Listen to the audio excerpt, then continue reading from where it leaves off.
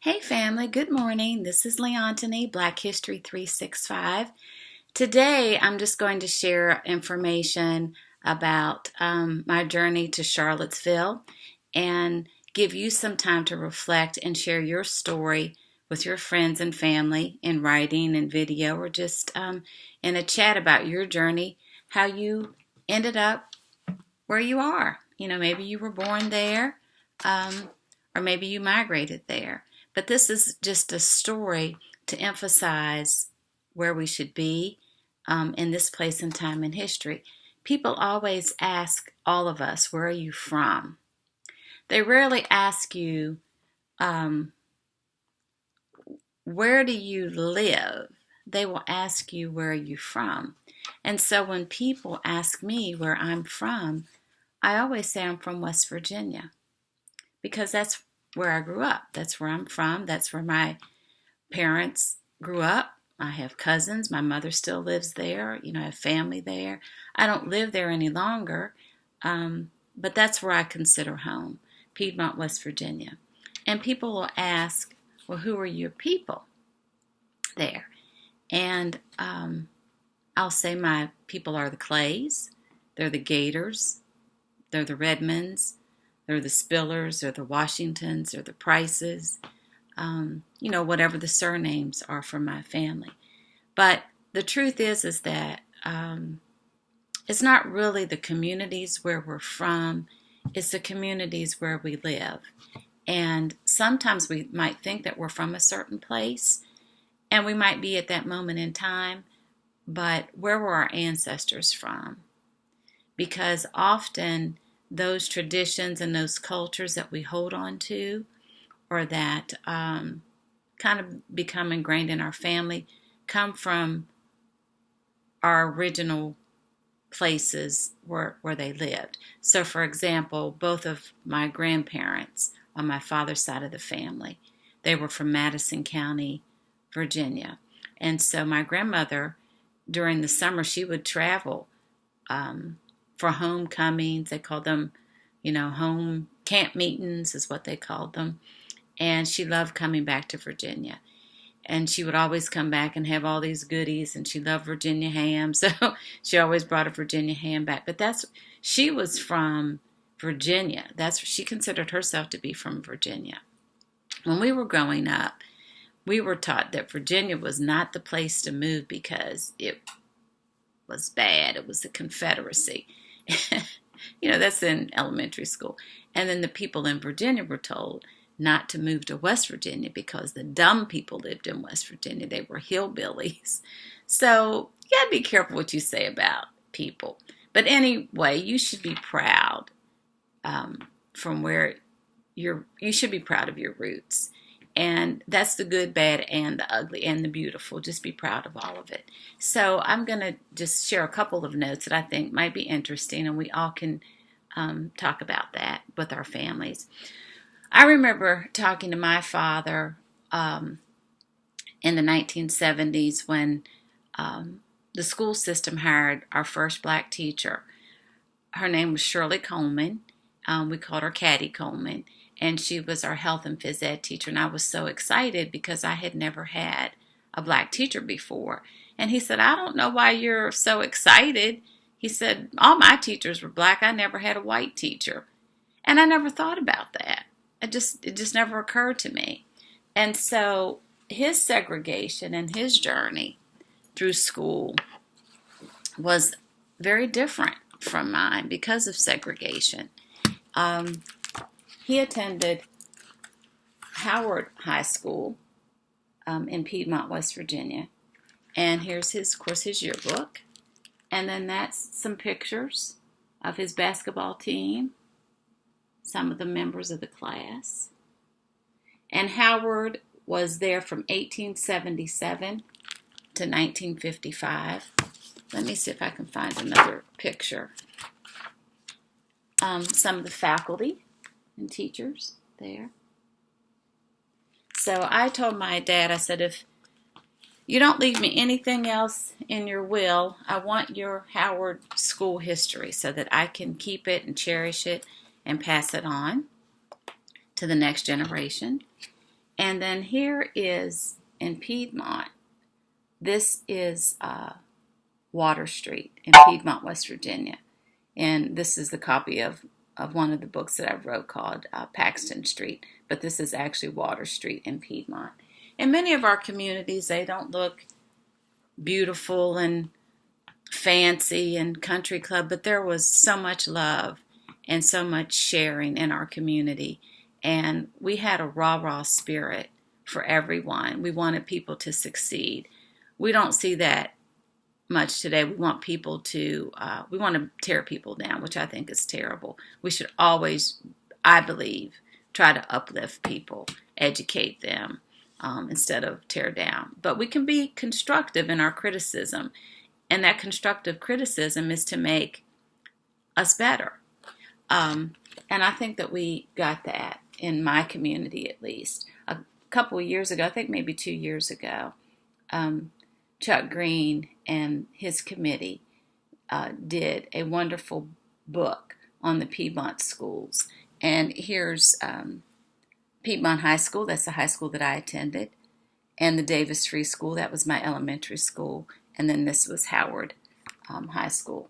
So my father never attended integrated schools, of course, and all of his teachers were black teachers. And then here's I went to Piedmont High School, but I graduated. I was in the first graduating class in 1977 from Kaiser High School. So this is my yearbook,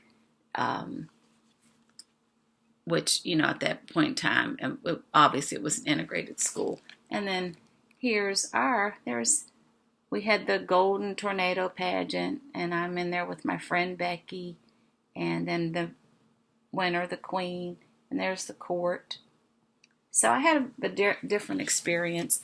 I think it's important that wherever you go to school, or wherever your experience is, you feel confident that you can be involved in all aspects of your community.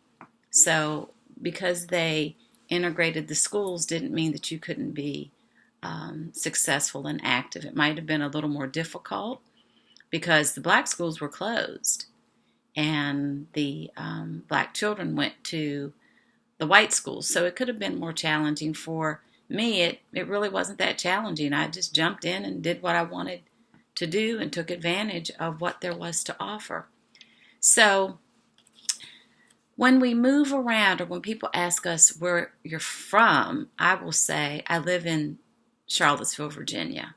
And actually, I live at Lake Monticello, so I live outside of Charlottesville. But I just say Charlottesville, Virginia, because that's easier most of the time. And people will ask me, why in the world did you move to Charlottesville from Maryland? Because when we moved here, we were living in Maryland.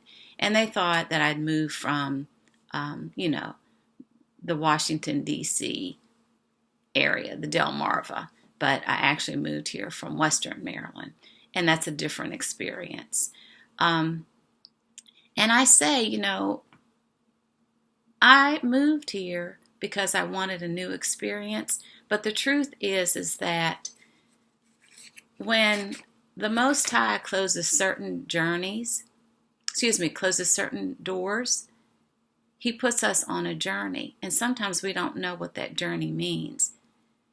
The forces, the ancestors, those invisible variables in our lives that we sometimes can't explain, they're taking us to an awakening.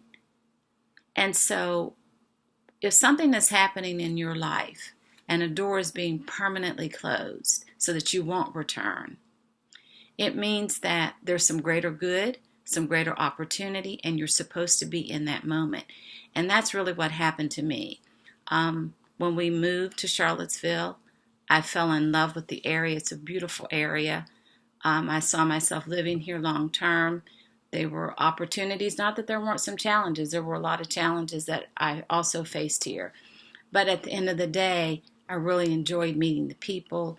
But probably the most important reason that I'm here, and that is to do the work of the ancestors that we get sent home. I didn't know prior to moving to this area that my grandparents were actually from Madison County and Orange County and Albemarle County and Charlottesville, and that they were connected to the enslaved communities as well as the European communities at Montpelier, at Monticello, and probably some other historic landmarks in the area. So when we're being sent to complete the work of the ancestors. It's not by accident. And so the doors are closed so that you won't return back. Or you get an opportunity and say, hey, this is great. I love it here. I'm not going back because I'm supposed to be here. So when people ask me where I'm from, I'll say, from here at this moment, I don't know what's in store for me for the next moment. But I'm proud that I am from West Virginia. In terms of growing up, I had a great experience as a child with friends and family. And again, we had challenges, but when you had challenges, the adults, they came up and they helped us. And I give a lot of credit. You hear me speak about my grandmother a lot because I give a lot of credit to her for making things happen for me. So when they say, are you from West Virginia? I'm really proud to be from West Virginia, especially during Black History Month, because these are the people who are connected to my home state. Booker T. Washington, Carter G. Woodson, the father of Black History Month, Henry Louis Gates, who's also from my hometown of Piedmont, West Virginia, J.R. Clifford, who was the first Black lawyer in the state of West Virginia, also a relative, and well known for the Niagara movement, and just an overall great historical figure. A lot of people don't know about J.R. Clifford. And then last but not least, there are many, but Katherine Johnson from Hidden Figures, the physicist and mathematician, and a building in West Virginia is being named in her honor. So I'm happy and proud to be from my home state of West Virginia, but more importantly, my community of Piedmont, West Virginia. I have my sticker on called Black Lives Matter, Black History Matters, we all matter. But in Black History Month, the history of the contributions of people from my culture, from my heritage, I'm proud to stand on that legacy. You go out and have a great day, and I'll see you tomorrow, which is the last day. Thank you.